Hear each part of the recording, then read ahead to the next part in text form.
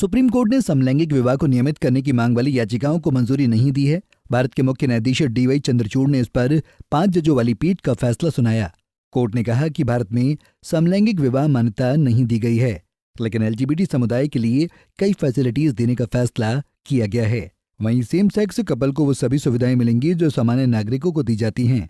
वहीं supreme court से झटका लगने के बाद याचिकाकर्ता समेत LGBTQ समुदाय के लोगों ने क्या कुछ कहा, आइए सुनते हैं। कि पार्लियामेंट को डिसीजन लेना है, तो ये नहीं है, ये मैं नहीं मानता हूँ कि रिजेक्ट किया है, बट जो कानून के दायरे हैं, कानून के दायरों में वो इसके बारे में वो लोग डिसाइड नहीं कर पा रहे हैं।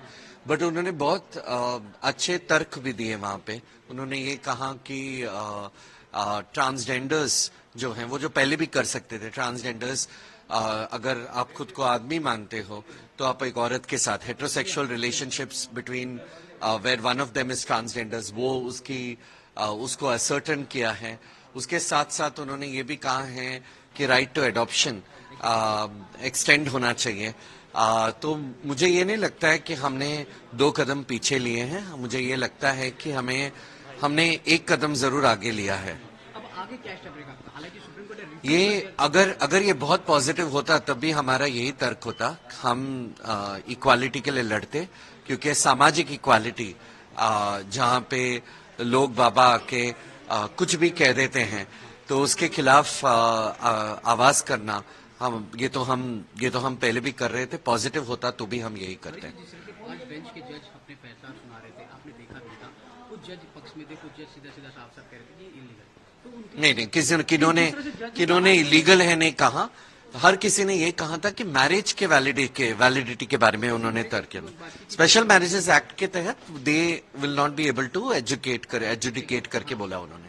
तो मुझे लगता है कि बहुत सारे लोगों को अवेयरनेस की जरूरत है। जजेस भी इंसान हैं और हम लोग सब जो हैं, मीडिया भी इंसान है, तो हमें जरूरत है कि हम सब एजुकेट हो, अवेयरनेस ज्यादा हो, क्योंकि सब जजेस ने मिलकर एक चीज कही कि अवेयरनेस की जरूरत है।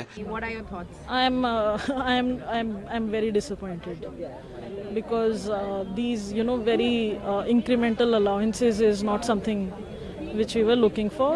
We were looking for some actual rights, and I think those by the statements we've heard have just been denied to us yet again.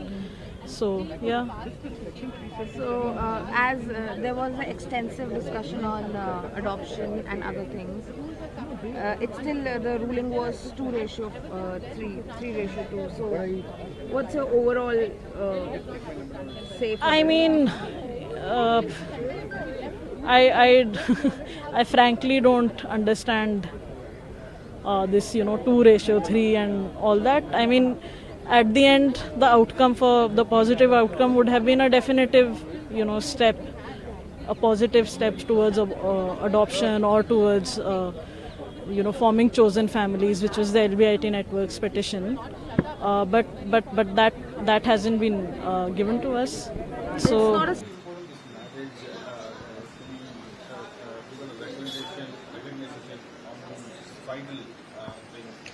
It is important very much because if 2 people who are queer, they marry, okay, there are several rights that are denied to them by the state. For example, what about adoption of children? What about the property succession? There is the Property Succession Act, which applies only in the heterosexual marriage context. Okay, there are several rights that the judges called a bouquet of rights. Okay, there is a bouquet of rights that comes along with heterosexual marriage. All those rights are denied to gay couples. Okay, but finally, if gay marriage is legalized, we will get all the same rights and benefits as heterosexual couples. इससे पहले supreme court में सुनवाई के दौरान इस मुद्दे पर व्यापक बहस की गई थी। पक्ष विपक्ष में कई तरह के तर्क भी दिए गए, लेकिन अंत में कोर्ट ने यह बहुत बड़ा फैसला सुना दिया है। Bureau report, Punjab Kesari TV. हमसे जुड़े रहने के लिए हमारे YouTube चैनल को सब्सक्राइब करें और नई वीडियो की नोटिफिकेशन के लिए बेल आइकॉन को दबाएं। अगर आप ये वीडियो Facebook पर देख रहे हैं तो लाइक जरूर करें और ज्यादा से ज्यादा शेयर करें। धन्यवाद।